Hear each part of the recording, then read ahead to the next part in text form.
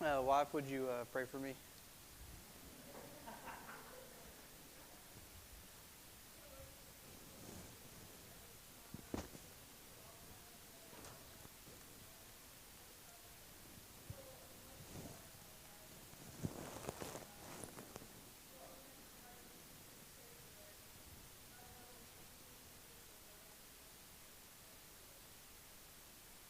Amen. Good afternoon, everyone. I want to start off about telling y'all a story. It's from a book called, I don't know if y'all have read it, Irresistible Revolution by Shea Claiborne. He tells a story when he was in college in Philadelphia. And they were at dinner, surrounded with all their friends, and they were eating.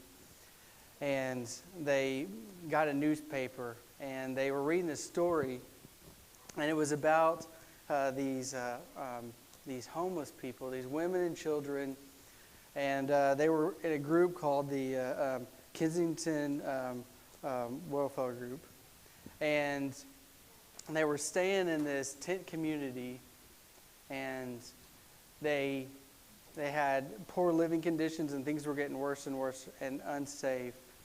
And so they decided to move to this abandoned cathedral. And it was called St. Edward's Cathedral. It was a Catholic church, and part of this area in Philadelphia was abandoned.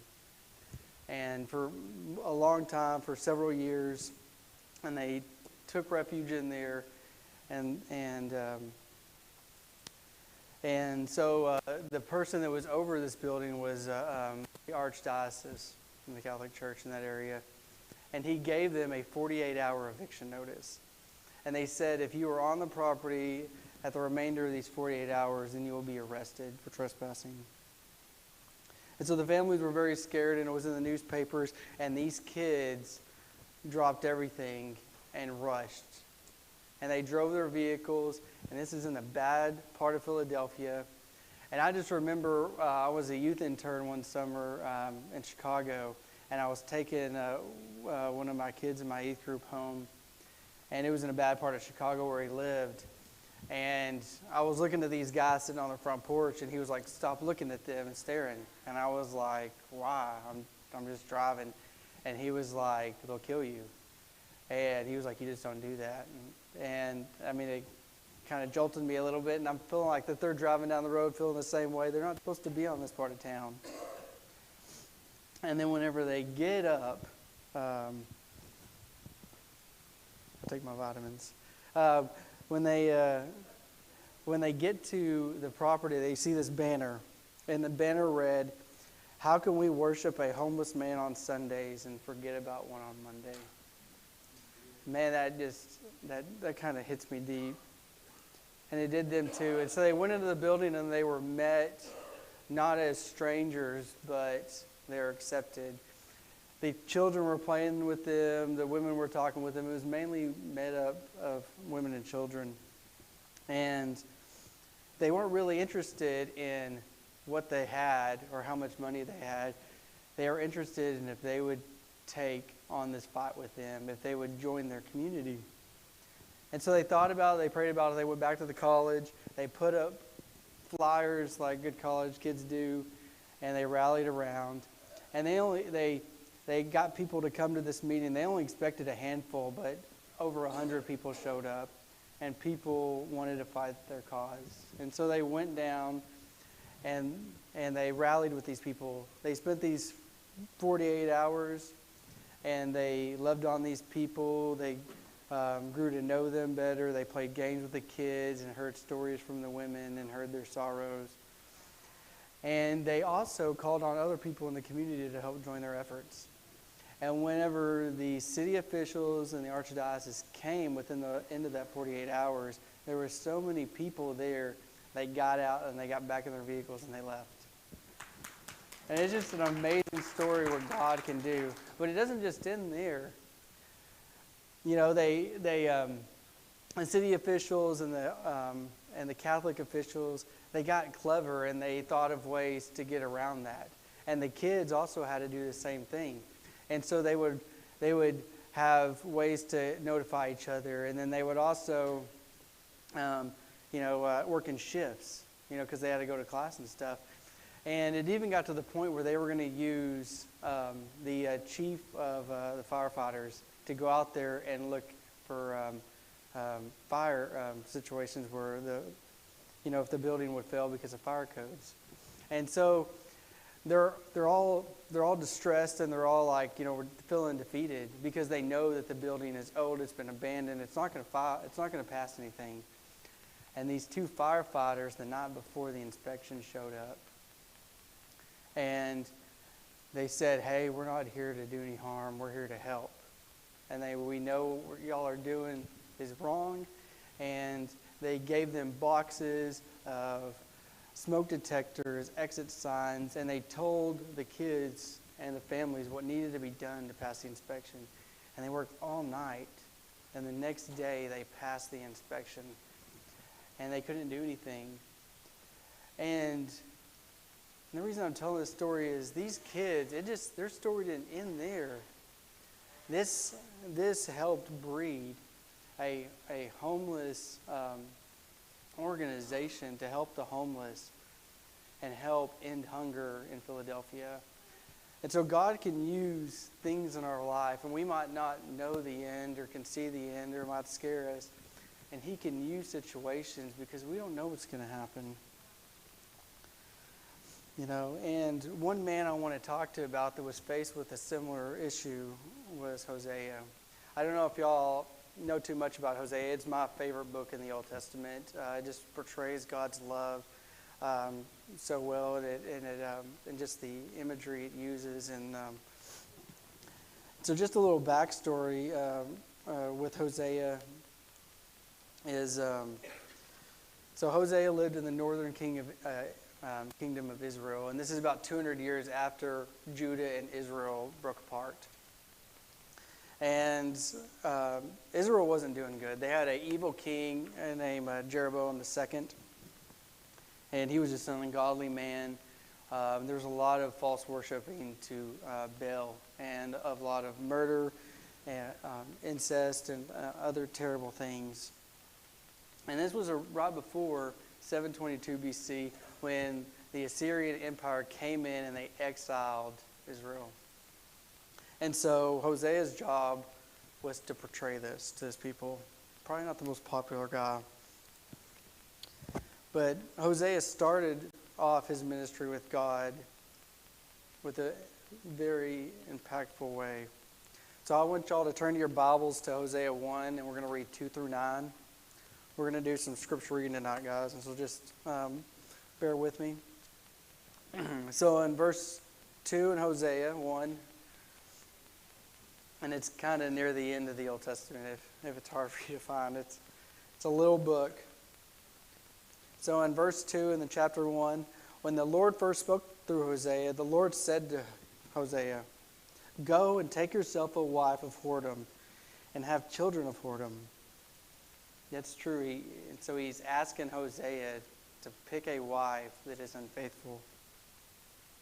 So he went and he took Gomer, and they took her as his wife, and she conceived and bore him a son. And the Lord said, "Call his name Jezreel, for in just a little while I will punish the house of Jezreel, or Jehu, for the blood of Jezreel. And I will put an end to the kingdom of the house of Jezreel. And on that day I will break the bow of Israel in the valley of Jezreel." And she conceived another child, a daughter. And the Lord said to him, "Call her name No Mercy, for I will have no mercy in the house of Israel to forgive them all. But I will have mercy on the house of Judah, and I will save them by the Lord their God. And I will not save them by their bow, nor their sword, nor war, or by horses, or by horsemen." When she had weaned No Mercy, she conceived another boy. And the Lord said, call his name Not My People. For you are not my people, and I am not your God. God told God told Hosea to marry Gomer. an unfaithful woman and have children, 2 boys and a girl. Now, it's unclear if her infidelity started before the children or after all children were born, but it did happen. After the last child was born, she left Hosea to prostitute herself to other men. You know, sometimes God asks us to do things in life that don't make sense to us. I'm sure when God asked Hosea to do this, he was like, what? What are you talking about? And some things God asks us to do, we don't want to do. But we need to trust that God knows what's best. At this point in Hosea's life, it doesn't look very good. God asked him to marry an unfaithful woman, and he did it. And she left him for other men.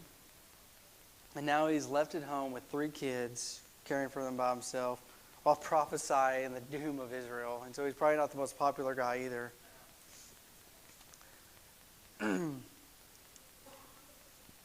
That is what Hosea's life looked like. God's will for him probably didn't make sense at that point. He might have even been angry with God. I wouldn't put it past him. But he still eagerly followed God's will in his life. And that's what's so amazing about the story of Hosea. God can see the bigger picture in our lives, and we can't, especially most times. Therefore, we must be faithful to him. See, Hosea's story wasn't over. And just like Gomer's unfaithfulness to Hosea, Israel was worshiping false gods. God let Israel go, and so did Hosea. But he didn't let her go without a fight. God knew Israel would return to him, so he told Hosea to go back and get his wife. In Hosea 3, I want you to read with me. You don't have to stand up. Verses 1 through 5, Hosea 3, 1 through 5. We're going to come back to chapter 2 in a little bit. And then the Lord said to me, go again and love your wife, even when she is loved by another and is not faithful. Love her as the Lord loves his people of Israel, even when they turn to other gods and love cakes of dried grapes. So I bought her for 15 pieces of silver and 10 baskets of barley. And then I said to her, you must stay with me for many days and be faithful to me. Do not go after other men, and I will be faithful to you. For the sons of Israel will live many days without a king or a leader, without holy gifts or without holy stone pillars, or without linen vests or false gods. After the sons of Israel will return and look for their Lord, their God, and for David, their king. And then they will come shaking before the Lord and receive his goodnesses in the last day. Looking at this story, you might think Hosea is following God's will and probably hating that he's asking her to take back this woman. I couldn't imagine the situation that he's in. But if you read in Hosea 2, it's probably not the entire story. Hosea loved Gomer. And that's what's so beautiful about this story, is that God loves us, and God does these same things in our lives that Hosea does. Hosea left gifts for Gomer. He left out linen and wine and water and bread. Hosea would even leave thorns in her path to these other men to stop her and get her to come back. And I just feel like God does that in our lives when we fall away. Although Gomer, she didn't even realize that he was the one leaving the gifts. And she gave those gifts to other men.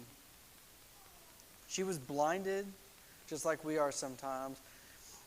And in Hosea 2:7, Hosea writes, Gomer desired Hosea again because he treated her so much better than these other men.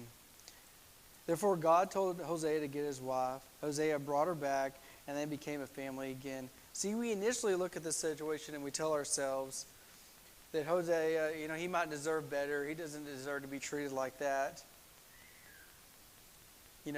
But God knows that we all need redeeming. He knows that Hosea needed redeeming. And then we need his grace and mercy. Hosea loved his wife, and God got him to overcome his pride and get his wife back. This is not just Hosea's love story, but it's our love story too with our Savior.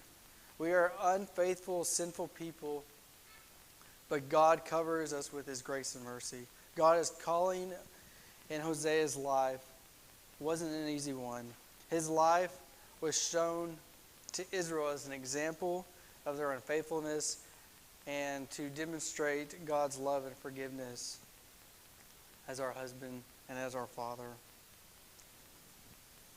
So what I want to talk about next is how can we increase our commitment to God, such as Hosea and other men like Paul and Adam in the Bible. How can we do this? Is this even achievable? You might be having a hard time thinking about your situation versus Hosea's. Like, I can't come up with that level of obedience. First, you need to be honest with yourselves.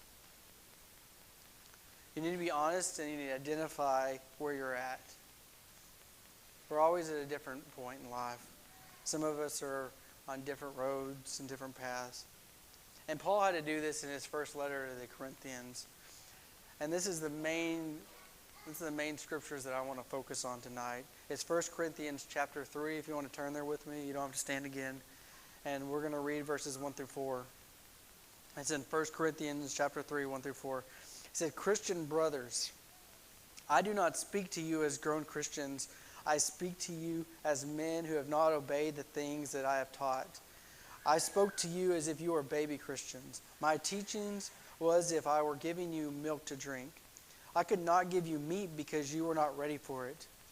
Even yet, you are not able to have anything other than milk. You still live as men who are not Christians. When you are jealous and you fight with each other, you still are living in sin and acting like sinful men in the world.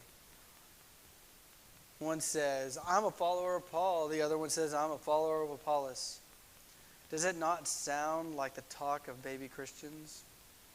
I want to ask you a question.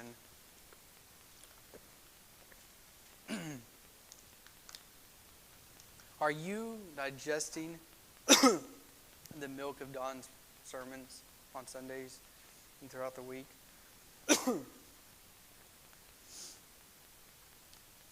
Are you understanding its depths and putting God's words through him into actions?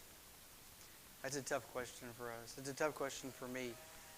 And that's one reason I knew that when I asked Fred that I wanted to talk to y'all, that this was from God, because I knew how hard this is for me. I still struggle with these same issues in life. Sometimes I'm just drinking milk. But I'm at different points in my life based on different situations. I want to reread these 4 verses, but through the Message. I really like the Message. I just love how the writers put this into their words. And just listen to this carefully. But for right now, friends, I'm completely frustrated with your uninspiring dealings with each other and with God. You're acting like infants in a relation to Christ, capable of nothing much more than nursing at the breast. Well then, I'll nurse you since you don't seem capable of anything more. As long as you grab for what makes you feel good and makes you look good and important. Are you really much different than the babe at the breast, content only with everything going your way? When one of you says, I'm on Paul's side and I'm on Apollos' side, aren't you totally infantile? Are you still surviving on milk? Which, when I say that, I mean, are you trying to overcome your selfish desires? The first step that God is calling in your life is to overcome that. Are you still living in your own sin with materialism? I can raise my hand. Drunkenness, drugs, lying, laziness, sleeping with a woman or a man that's not your husband or wife. I was taught this untruth when I was younger, and that God will never give you something in your life that you're not strong enough to handle, and that's just not true. This is a lie that the devil tells us to keep us down and to make us feel like we're not good enough. and to make you feel like you failed them, that you're not worth His love and mercy. Because the truth is that you can overcome anything with God beside you. We can't do it alone, folks. God is calling you to overcome your baby, selfish, earthly desires and mine, and to serve the needs of others, of everyone, even your enemies, and to stop living in your sinful desires and to be God's hands and feet. Now, I'm not saying that you can't serve when you're dealing with someone, when you're in a trial in life, but I am saying that you can be a lot more impactful. Like, people can see through it. They've seen through me before, because people are yearning for genuine Christian leadership. And that's what we can be. That's what I'm calling this church to be, as genuine Christian leaderships. We can be His hands and feet. You know, it's a lot easier to say than to live it out. But we can do it if we fully devote ourselves to God. You know, God puts us in situations in life. We all have to start out somewhere. And personally, me, you know, God is teaching me to be a good husband and be a good father. I've never been a father before. And I love every minute of it, but I'm still drinking the milk. I mean, I'm so new at this, and I'm learning, and I'm loving it. But I have to lean on others. And that's what we do when we're young. And that's what we do when we're new Christians, or maybe when we're old Christians and we go through a trial. You know, don't be hard on yourself if you're not at where you want to be. I've been there. A personal experience is you know, I moved back here. I never thought I would move back to Poto. I used to live in Arkansas. Never wanted to. And now I love that I'm here. You know, I mean, I was a server when I was in my 30s with a bachelor's degree. And I wasn't happy with that. But you can't be hard on yourself, because God has a plan for you. And God is patient and He's loving. He knows where you're at, but He's patiently waiting on you. But don't forget, He's definitely going to push you. But when we use trials in our life, we can use that to help others. We can use our weaknesses. Going through trials, usually we'll listen. You know, people that, whenever someone is going through something hard, if they can talk to somebody that has gone through a similar situation, it's a lot more impactful. I know it is for me. I mean, if I'm having an issue with Atlas, if I go to Don or Janet or my parents, you know, I would gain a lot more than that with someone with no kids who's trying to tell me what they read in a book. I mean, it's just, you have to have experience. But just know that God has a great plan in your life. You just got to get out of the way. You got to let Him drive your life, and you got to die to yourself, and you got to exalt Him. I'm really thankful that y'all let me preach to y'all today. And I want to, if Caleb wants to come down, I want to open up the altars to y'all. Because, Lord, I need this sermon, and I don't know who else needs it out there. I just want you to think what you're going through. Are you the gomer? Are you dealing with sexual sin or with your selfish desires, and you're having issues, you're having a hard time overcoming them? Trust me, God is putting people in your life.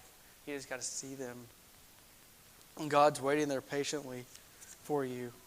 He will fulfill your needs. What the world tells you, it's not going to fulfill your needs. It's just going to make you want more. He is wanting to guide you through the forest. He's wanting to guide you through the valleys. He wants you to know that you're not alone. Your brothers and sisters are here for you. He wants you to seek Him as His father or as a spouse. God has a plan for your life, and He gives you the choice. That's the beautiful thing about God, is He gives us a choice. He doesn't tell us that we need to follow Him. It's our choice to follow Him. Will you make that choice? Will you let Him direct you out of the sin or the valley you're going through? Or maybe you're living life like Hosea, and God is calling you to be the voice. Maybe a difficult situation. Maybe you're having to tell somebody their doom. And you're struggling to do it. Know that God knows your struggle. He knows that you might lose relationships over it. You might lose loved ones. But He knows the bigger picture. Just like those kids, there's a thriving homeless organization going because of that. And just like in your life, He can use you to be bigger, to move mountains, because we can do all things in Christ.